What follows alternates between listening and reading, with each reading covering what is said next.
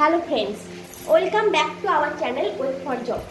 আমরা আবার চলে এসেছি আজকে একটা ম্যাথ ক্লাস নিয়ে। অলরেডি বর্গক্ষেত্রের ক্লাস শুরু হয়ে গেছে, তোমরা সকলেই জানো যারা আমাদের ক্লাস দেখো। তো আগের দিন বর্গক্ষেত্রের কিছু বেসিক ম্যাথ করিয়েছিলাম। আজকে আমি বলেছিলাম যে আজকে পুরো প্রিভিয়াস ইয়ারের এক্সাম নিয়ে আমরা এক্সামের কোশ্চেন নিয়ে আমরা আলোচনা করব। তো প্রিভিয়াস ইয়ারের এক্সামের একটা কোশ্চেন যেমন আমি তোমাদের কাছে লিখে নিয়েছি অলরেডি, সেটাই আজকে ফার্স্ট ম্যাথ। দেখো, তো এটা বর্গাকার এবং একটা আয়তাকার ভূমির পরিসীমা সমান। যদি বর্গাকার ভূমির দৈর্ঘ্য 60 সেমি এবং আয়তাকার ভূমির দৈর্ঘ্য 70 সেমি হয়, তাহলে আয়তাকার ভূমির ক্ষেত্রফল কত হবে? ভালো করে দেখো, একটা বর্গাকার ভূমি, আমরা ছবি এঁকে নিই। একটা বর্গাকার ভূমি এবং একটা আয়তাকার ভূমি, দুটোরই কি বলেছে? পরিসীমা সমান।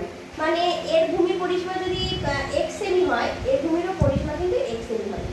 বর্গাকার ভূমির দৈর্ঘ্য বলে দিয়েছে কত? 60 সেমি। মানে বাহুর দৈর্ঘ্য হলো 60 সেমি, বাহুর দৈর্ঘ্য 60 সেমি। এবং আয়তাকার বাহুর দৈর্ঘ্য হলো ভূমির দৈর্ঘ্য, ভূমি মানে কি? দৈর্ঘ্যটা হলো 70 সেমি। তাহলে বলেছে আয়তাকার ভূমির ক্ষেত্রফল কত। তাহলে এর যদি ভূমির দৈর্ঘ্য 60 সেমি হয়, তাহলে এর পরিসীমা কত হবে? আমরা কিন্তু আয়তক্ষেত্রের পরিসীমার সূত্র আমরা জানি, 2 গুণিতক দৈর্ঘ্য যোগ প্রস্থ। প্রস্থ কিন্তু আমরা জানি না, তাহলে আয়তক্ষেত্রের পরিসীমা আমরা বের করতে পারবো না। কিন্তু বর্গক্ষেত্রে যেহেতু বাহুর দৈর্ঘ্য জানি 60 সেমি, সুতরাং বর্গক্ষেত্রের পরিসীমা আমরা সহজেই বের করতে পারি। এর পরিসীমাটা কত হবে? এক্সটা কত হবে? 4 গুণ 7, তাই তো? 4 গুণ বাহুর দৈর্ঘ্য, অর্থাৎ 240 সেমি হয়ে যাবে বর্গক্ষেত্রের পরিসীমা, বর্গাকার ভূমির পরিসীমা। তাহলে বর্গাকার ভূমির পরিসীমা 240 সেমি হলে আয়তাকার ভূমির পরিসীমা কত হবে?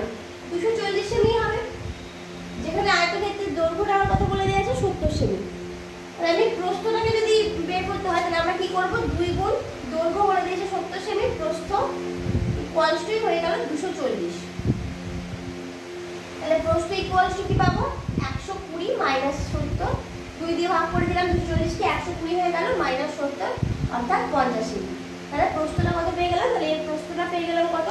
50 সেমি। এর দৈর্ঘ্যটা হলো 70 সেমি, প্রস্থটা 50 সেমি। তাহলে ক্ষেত্রফল কত? ক্ষেত্রফল মানে কি? দৈর্ঘ্য গুণ প্রস্থ। তাহলে ক্ষেত্রফল যেটা বের করতে বলেছে আমার, সেটা হয়ে যাবে কত? 70 গুণ 50, মানে 3500। আমার অ্যানসারটা হয়ে যাবে 3500 সেমি স্কয়ার। ক্লিয়ার করতে গেছে? নিশ্চয়ই বোঝা গেছে। তাহলে আগে আমাকে বর্গক্ষেত্রের ভূমির দৈর্ঘ্য থেকে বর্গক্ষেত্রের পরিসীমাটা বের করতে হবে। যা বর্গক্ষেত্রের পরিসীমা সেই সেম হলো আয়তক্ষেত্রের পরিসীমা। ওখান থেকে আমাকে আয়তক্ষেত্রের প্রস্থটা বের করতে হবে, তারপরে ক্ষেত্রফল বের করতে হবে। ক্লিয়ার করতে গেছে? চল নেক্সট ম্যাথে চলি। কোশ্চেন চলে গেলাম। দুটো বর্গক্ষেত্রের পরিসীমা যথাক্রমে 48 সেমি ও 20 সেমি। তাদের ক্ষেত্রফলের সমষ্টির সমান ক্ষেত্রফল বিশিষ্ট বর্গক্ষেত্রের কর্ণের দৈর্ঘ্য কত হবে? ভালো করে দেখো, দুটো বর্গক্ষেত্রের পরিসীমা 48 সেমি আর 20 সেমি। তাহলে ধরে যাক দুটো বর্গক্ষেত্র আমি শুধু করে এঁকে নিলাম। দুটো বর্গক্ষেত্র, একটা বর্গক্ষেত্রের পরিসীমা হলো 48 সেমি আর একটা বর্গক্ষেত্রের পরিসীমা হলো 20 সেমি। তাহলে যে বর্গক্ষেত্রের পরিসীমা 48 সেমি, সেই বর্গক্ষেত্রের বাহুর দৈর্ঘ্য কত হবে? 48/4 মানে 12 সেমি। তাহলে এটার বাহুর দৈর্ঘ্য 12 সেমি, আর এটার বাহুর দৈর্ঘ্য কত হবে? 20/4 মানে 5 সেমি। এবার এদের ক্ষেত্রফলের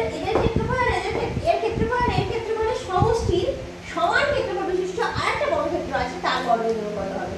তাহলে এর ক্ষেত্রফল কত হবে? এর যদি বাহুর দৈর্ঘ্য 12 হয়, তাহলে ক্ষেত্রফল হবে 12 স্কয়ার মানে 144 সেমি স্কয়ার। আর এর ক্ষেত্রফল কত হবে? 25, তাই তো? মানে 5 স্কয়ার সমান 25 সেমি স্কয়ার। এটা হয়ে গেল এর ক্ষেত্রফল, তাই তো?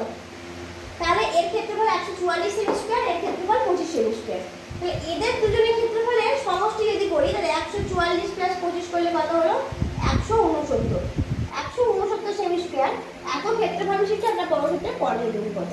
তাহলে এই ক্ষেত্রফল বিশিষ্ট যে বর্গক্ষেত্রটা রয়েছে, সেই বর্গক্ষেত্রটার বাহুর দৈর্ঘ্য কত হবে আমরা জানি। ক্ষেত্রফল থেকে বাহুর দৈর্ঘ্য বের করতে গেলে রুট করতে হয়, মানে বর্গমূল করতে হয় 13 সেমি।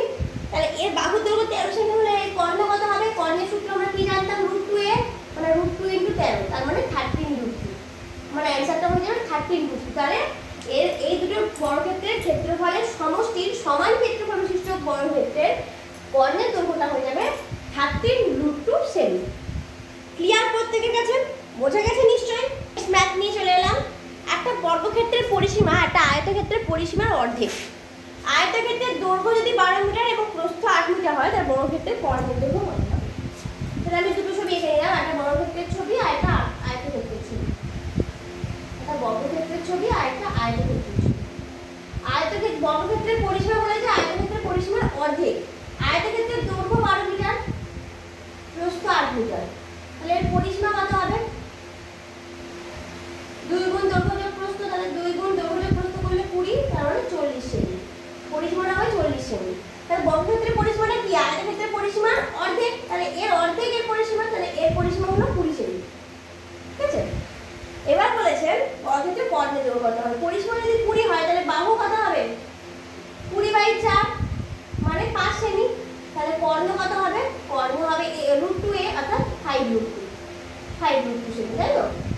অ্যান্সারটা হয়ে যাবে 5√2 সেমি। ক্লিয়ার প্রত্যেকের কাছে? যদি না বুঝতে পারো ম্যাথগুলো আমাকে কিন্তু অবশ্যই কমেন্ট বক্সে কমেন্ট করে জানাবে, আমি পরের ক্লাসে আবার একবার তোমাদের রিভিউ করে দেবো। ঠিক আছে? চলো নেক্সট অঙ্কে চলে এলাম।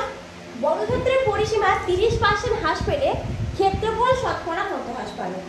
দেখো, পরিসীমা 30% হ্রাস পাওয়া মানে আমি ধরে নিলাম আগে পরিসীমা ছিল 100 সেমি, 30% হ্রাস পেয়েছে মানে এখন পরিসীমা কত হয়েছে? 30 কমে গেছে অর্থাৎ 70 সেমি। তাহলে পরিসীমা যদি 70 সেমি হয়, এটা পরিসীমা, তাহলে যখন পরিসীমা 100 সেমি ছিল তখন বাহুর দৈর্ঘ্য কত ছিল? পরিসীমা থেকে বাহু কি করে বেরোয়? 100 কে 4 দিয়ে ভাগ করলে, তাই তো, মানে 25 সেমি। তাহলে এখন বাহুর দৈর্ঘ্য কত আছে? 70 কে 4 দিয়ে ভাগ করলে 4 কে 4, 3 0, 4 7 তে 28, 2 0, 4 5 20, 17.5 সেমি। ক্ষেত্রফল কত হ্রাস পাবে বলেছে, তাহলে বাহু থেকে ক্ষেত্রফল এটা বেরিয়ে যাবে। ক্ষেত্রফলের কত হবে? 25 × 25 মানে 625 বর্গ সেমি, তাই তো, সেমি স্কয়ার। আর এর ক্ষেত্রফল 17.5 × 17.5, এটা করলে কত হয় একটু দেখে নিই আমরা। তোমরা কিন্তু অবশ্যই ক্যালকুলেশনটা করে নেবে, আমি এখানে তোমাদের ক্যালকুলেশন জাস্ট করিয়ে দিয়ে দিচ্ছি। 2 7, তারপর 2 5 32 3 5 5 3 8, আবার 7 3 7 49 3 51, সরি 52, 5 7 1 7 5 12। আচ্ছা, 5 7 1, তাহলে 7 5 12 হলো 1, 9 9 5 13, 13 2 15, 5 2 হলো 1, 8 2 10 হলো 1, 3, এটা 305.25 হবে, 305.25 এত সেমি স্কয়ার। ঠিক আছে?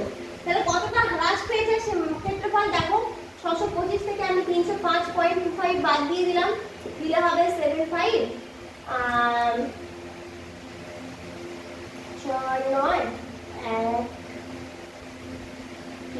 319.75, 319.75 এত সেমি স্কয়ার হবে, তাই তো? হ্রাস পেলো।